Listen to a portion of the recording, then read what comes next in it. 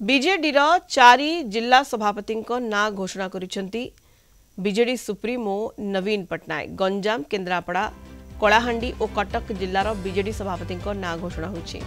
गंजाम जिला सभापति हेले विक्रम पंडा, केन्द्रापड़ा जिला सभापति शिवप्रसाद भोल, कलाहांडी जिला सभापति प्रदीप दिसारी और कटक जिला सभापति होइछंती प्रफुल्ल सिंह। पूर्व बीजेडी सुप्रीमो 24 जिलार सभापति ना घोषणा करथिले। आउ 5टी जिलार सभापति ना घोषणा हेबाकू बाकी रहिछि। बीजेडी सांगठनिक निर्वाचन पर बिजू जनता दल छात्र, युव और महिला संगठन सभापति ना घोषणा हेबा।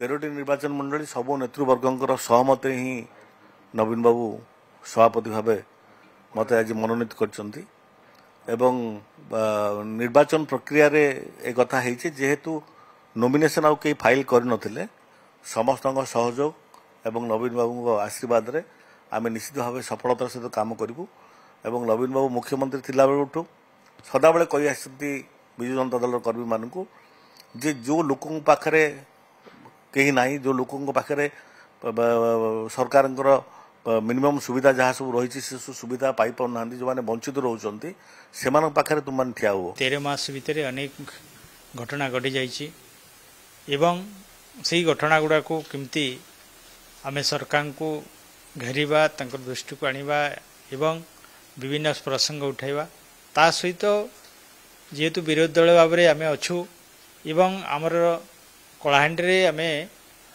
जदिओ गोटे सीट बीजेपी जाइए और गोटे कांग्रेस को तथापि आमर विजु जनता दल गोटे संगठित अच्छी आगामी दिन में अनेक कार्य करने पड़ो दल पाई। मु प्रथम मोर सभापति नवीन पट्टनायक को शुभेच्छा एवं अभिनंदन जनाऊँगी। मते जो गुरुदायित्व केन्द्रापड़ा जिला बर्तमान आम विरोधी दल बर्तमान अच्छू आम दल केन्द्रापड़ार जेकोसी सरकार कार्यक्रम हो कि सरकार योजना हो सठिक रूप कार्य नहले एवं माननीय विरोधी दल नेता निर्देश में आम केन्द्रापड़ा जिलार समस्त कार्य करूँ एवं जिलार जो नेतृमंडल अच्छा समस्त को सांगे नहीं जिलार दाबी सरकार उपस्थापन करूँ।